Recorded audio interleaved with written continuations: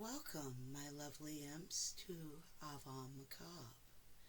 I am your grotesquely gorgeous hostess, Bubonic Rose.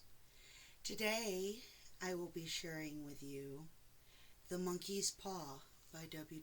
Jacobs. One of my favorite stories. Enjoy.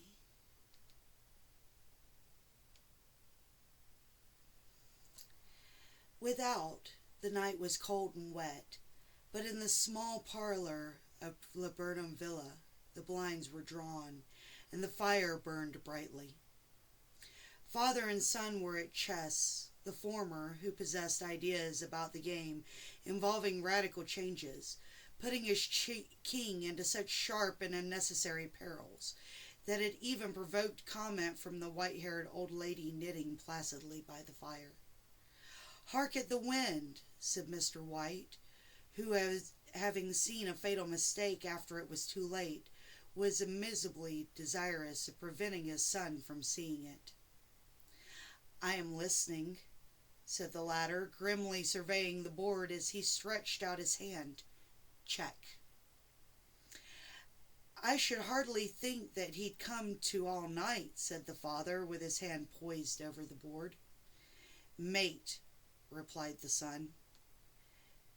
"That's the worst of living so far out," bawled Mr. White with sudden and unlooked-for violence. "Of all the beastly, slushy, out-of-the-way places to live in, this is the worst. Pathway's a bog and the road's a torrent. I don't know what people are thinking about. I suppose because only 2 houses in the road are let, they think it doesn't matter." "Never mind, dear," said his wife soothingly. "Perhaps you'll win the next one." Mr. White looked up sharply, just in time to intercept a knowing glance between mother and son. The words died away on his lips, and he hid a guilty grin in his thin graying beard.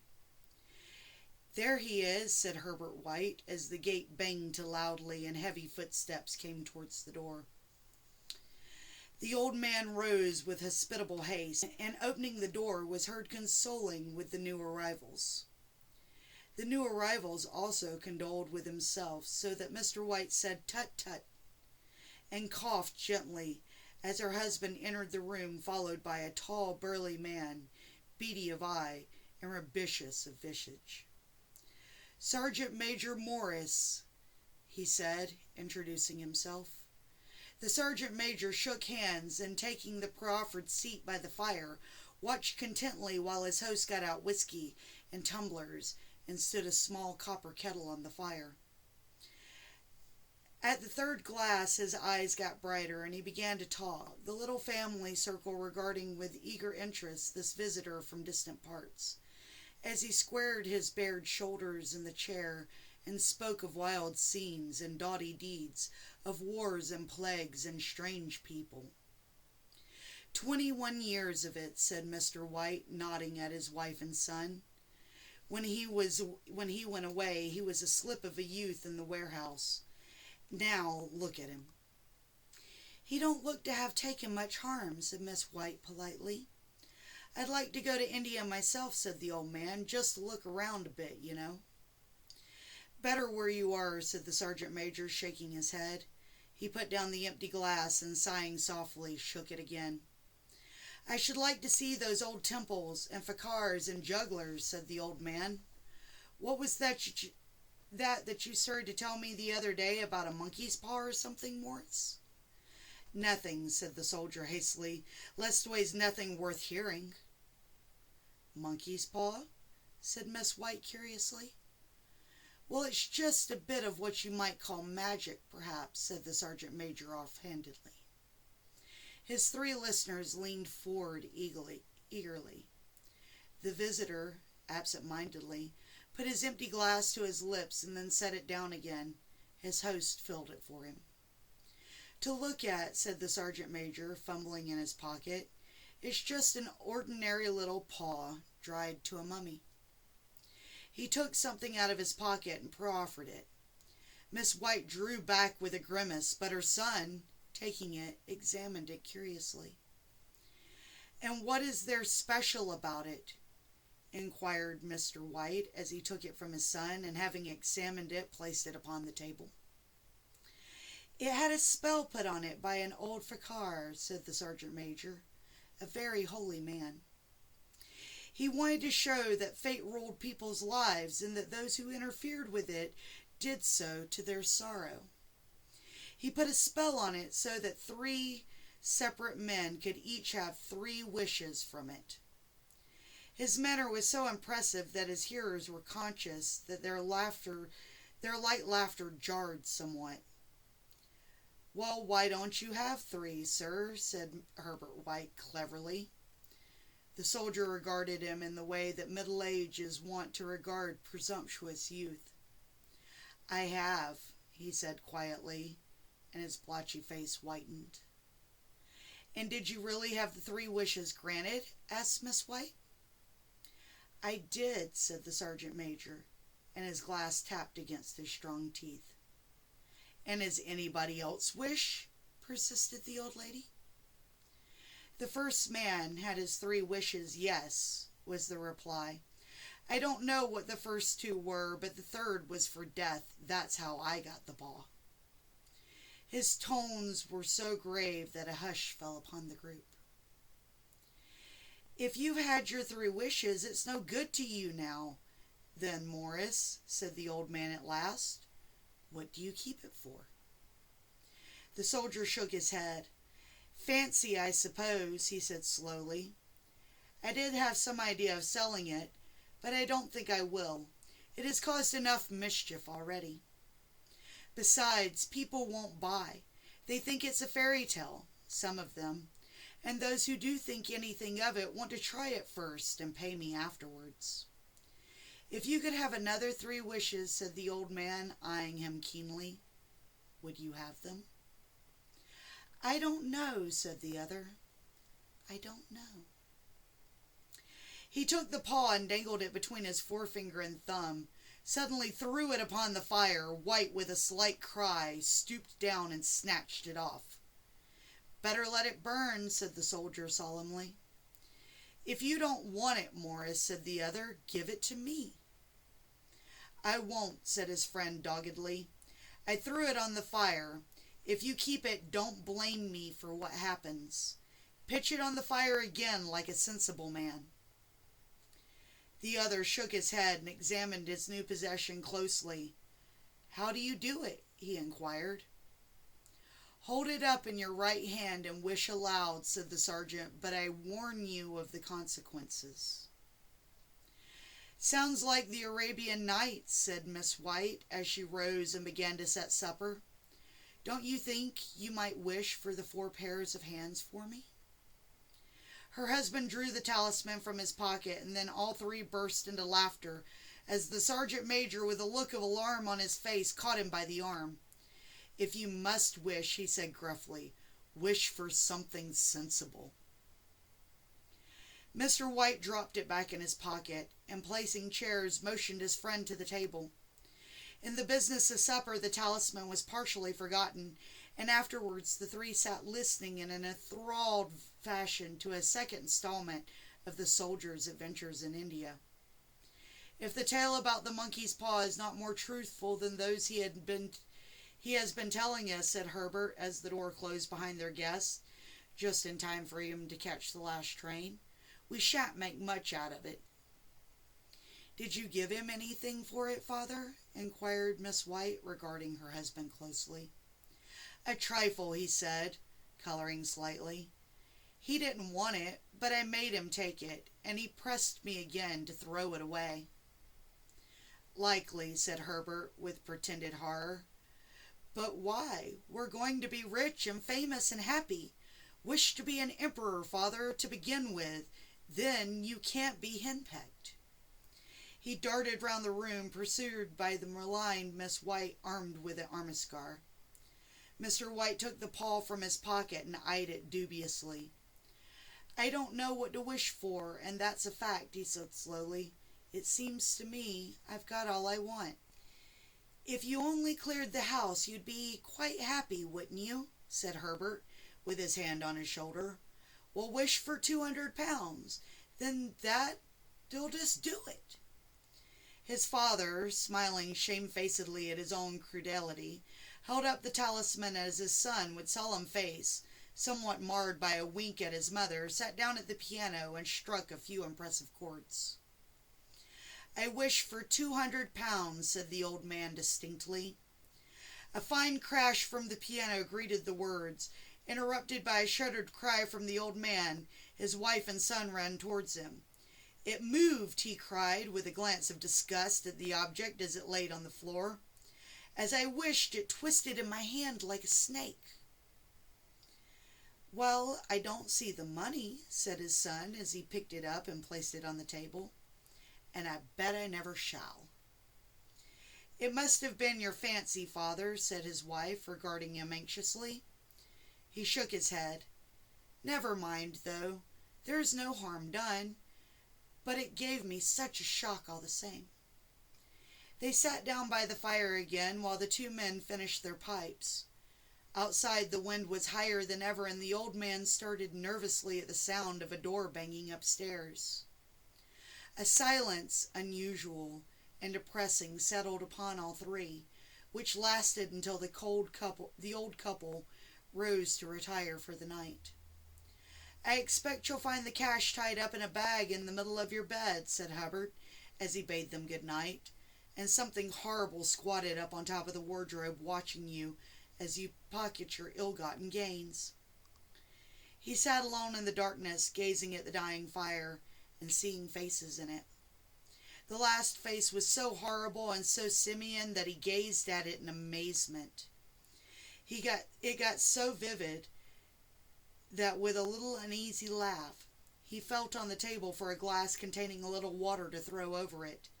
His hand grasped the monkey's paw, and with a little shiver he wiped his hand on his coat and went up to bed. In the brightness of the wintry sun next morning, as it streamed over the breakfast table, he laughed at his fears. There was an air of prosaic wholesomeness about the room, which it had lacked on the previous night, and the dirty, shriveled little paw was pitched on the sideboard with a carelessness which betokened no great belief in its virtues. "I suppose all old soldiers are the same," said Miss White. "The idea of our listening to such nonsense! How could wishes be granted in these days? And if they could, how could £200 hurt you, father?" "Might drop on his head from the sky," said the frivolous Herbert. "Morris said the things happened so naturally," said his father, "that you might, if you so wished, attribute it to coincidence." "Well, don't break into the money before I come back," said Herbert, as he rose from the table. "I'm afraid it'll turn you into a mean, avaricious man, and we shall have to disown you." His mother laughed and followed him to the door. Watching him down the road, and returning to the breakfast table, was very happy at the expense of her husband's credulity. All of which did not prevent her from scurrying to the door at the postman's knock, nor prevent her from referring somewhat shortly to retired sergeant majors of bibious habits when she found that the post brought a tailor's bill. "Herbert will have some more of this funny remarks, I expect, when he comes home," she said as they sat at dinner. "I dare say," said Mr. White, pouring himself out some beer. "But for all that, the thing moved in my hand. That I'll swear to." "You thought it did," said the old lady soothingly. "I say it did," replied the other. There was no thought about it. I had just... What's the matter?" His wife made no reply. She was watching the mysterious movements of a man outside, who, peering in an undecided fashion at the house, appeared to be trying to make his mind to enter. In mental connection with the £200, she noticed that the stranger was well dressed and wore a silk hat of glossy newness. 3 times he paused at the gate and then walked on again. The 4th time he stood with his hand upon it, and then with sudden resolution flung it open and walked up the path. Miss White, at the same moment, placed her hands behind her and hurriedly unfastened the strings of her apron, put that useful article of apparel beneath the cushion of her chair. She brought the stranger, who seemed ill at ease, into the room.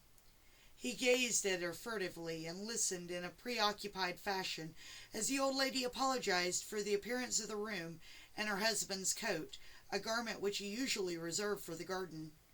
She then waited as patiently as her sex would permit for him to broach his business, but he was at first strangely silent. "I was asked to call," he said at last, and stooped and picked a piece of cotton from his trousers.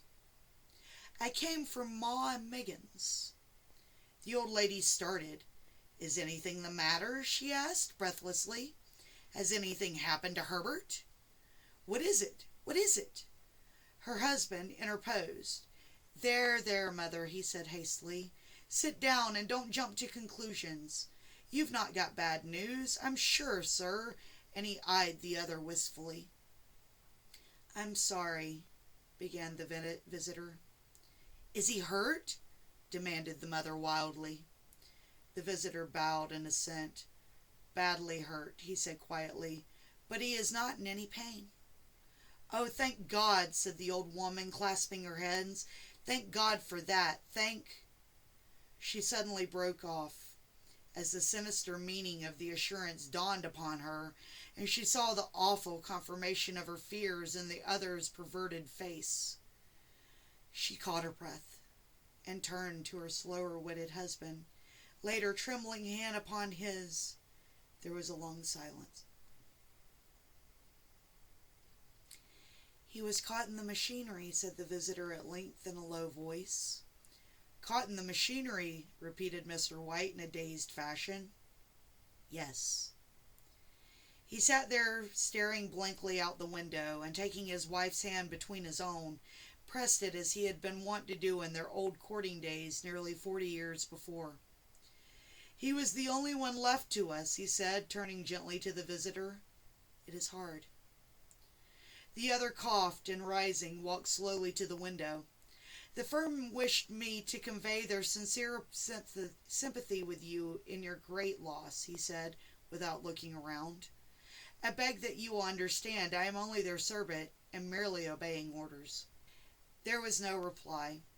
The old woman's face was white, her eyes staring, and her breath inaudible. On the husband's face was a look such as his friend the sergeant might have carried into his first action. "I was to say that Ma and Megan's disclaim all responsibility," continued the other. "They admit no liability at all, but in consideration of your own son's services, they wish to present you with a certain sum as compensation." Mr. White dropped his wife's hand and, raised to his feet, gazed with a look of horror at his visitor. His dry lips shaped the words, "How much?" £200 was the answer. Unconscious of his wife's shriek, the old man smiled faintly, put out his hands like a sightless man, and dropped a senseless heap to the floor. In the huge new cemetery, some 2 miles distant, the old people buried their dead and came back to a house steeped in shadow and silence. It was all over so quickly that at first they could hardly realize it, and remained in a state of expected as thought of something else to happen, something else which was to lighten this load too heavy for their old hearts to bear. But the days passed, and expectation gave place to resignation. The hopeless resignation of the old, sometimes miscalled apathy.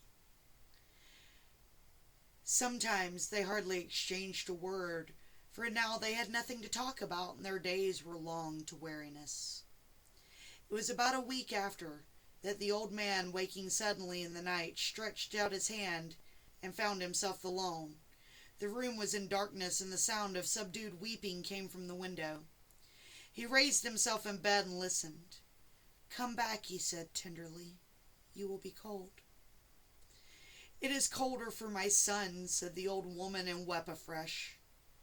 The sound of her sobs died away on his ears. The bed was warm, and his eyes heavy with sleep. He dozed fitfully, and then slept until a sudden wild cry from his wife awoke him with a start. "The paw!" she cried wildly. "The monkey's paw!" He startled up in alarm. Where is it? What's the matter?" She came stumbling across the room towards him. "I want it," she said quietly. "You've not destroyed it?" "It's in the parlor on the bracket," he replied, marveling. "Why?" She cried and laughed together, and bending over kissed his cheek.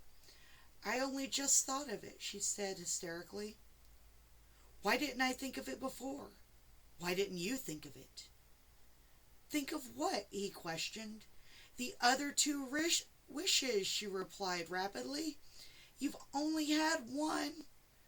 Was not that enough?" he demanded fiercely. "No," she cried triumphantly. "We'll have one more. Go down and get it quickly, and wish our boy alive again." The man sat up in bed and flung the bedclothes from his quaking limbs. "Good God, you're mad!" he cried aghast. "Get it," she panted. "Get it quickly and wish. Oh, my boy, my boy." Her husband struck a match and lit the candle. "Go back to bed," he said unsteadily. "You don't know what you're saying." "We have had the first wish granted," said the old woman feverishly. "Why not the second?" "A coincidence," stammered the old man. "Go and get it and wish," cried his wife, quivering with excitement. The old man turned and regarded her, and his voice shook. "He has been dead 10 days. And besides, I would not tell you else, but I could only recognize him by his clothing. If he were too terrible for you to see then, how now?" "Bring him back," cried the old woman, and dragged him towards the door. "Do you think I fear the child I have nursed?" He went down to the darkness and felt his way to the parlor and then to the mantelpiece. The talisman was in its place, and a horrible fear that the unspoken wish might bring his mutilated son before him ere he could escape from the room seized upon him, and he caught his breath as he found that he had lost the direction of the door. His brow cold with sweat, he felt this way around the room, and groped along the wall until he found himself in the small passage with the unwholesome thing in his hand. Even his wife's face seemed to change as he entered the room. It was white and expectant, and to his fears seemed to have an unnatural look upon it. He was afraid of her. "Wish," she cried in a strong voice. "It is foolish and wicked," he faltered. "Wish," repeated his wife. He raised his hand. "I wish my son alive again." The talisman fell to the floor, and he regarded it fearfully. Then he sank trembling into a chair as the old woman, with burning eyes, walked to the window and raised the blind. He sat until he was chilled with the cold, glancing occasionally at the figure of the old woman peering through the window. The candle end, which had burned below the rim of the china candlestick, was throwing pulsating shadows on the ceiling and walls, until, with a flicker larger than the rest, it expired. The old man, with an unspeakable sense of relief at the failure of the talisman, crept back to his bed, and a minute or two afterwards the old woman came silently and apathetically beside him. Neither spoke, but lay silently listening to the ticking of the clock. A stair creaked, and a squeaky mouse scurried noisily through the wall. The darkness was oppressive, and after lying for some time screwing up his courage, he took the box of matches, and striking one, went downstairs for a candle. At the foot of the stairs the match went out, and he paused to strike another, and at the same moment a knock, so quiet and steady as to be scarcely audible, sounded on the front door. The matches fell from his hand and spilled in the passage. He stood motionless, his breath suspended until the knock was repeated, and then he turned and fled swiftly back to his room and closed the door behind him. A third knock sounded through the house. "What's that?" cried the old woman, starting up. "A rat," said the old man in shaking tones. "A rat. It passed me on the stairs." His wife sat up in bed listening. A loud knock resounded through the house. "It's Herbert!" she screamed. "It's Herbert!" She ran to the door, but her husband was before her, and catching her by the arm, held her tightly. "What are you going to do?" he whispered hoarsely. "It's my boy, it's Herbert," she cried, struggling mechanically. "I forget it was 2 miles away. What are you holding me for? Let go, I must open the door." "For God's sake, don't let it in," cried the old man, trembling. "You're afraid of your own son?" she cried, struggling. "Let me go. I'm coming, Herbert, I'm coming." There was another knock, and another.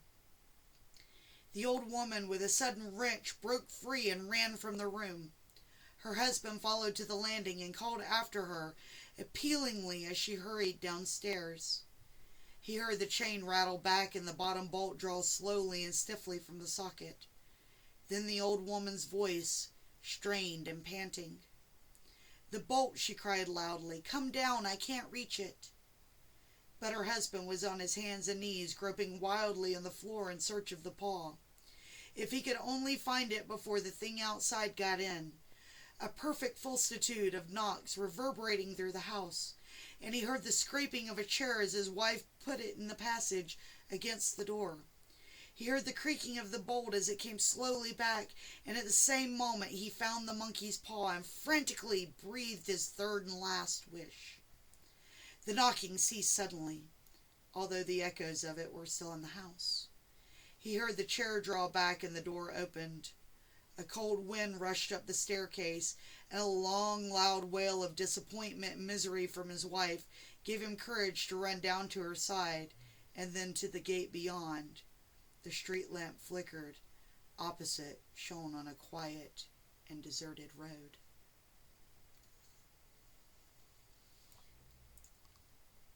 So how was that story, my lovely imps? Heed the warning. Be careful what you wish for. Stay creepy.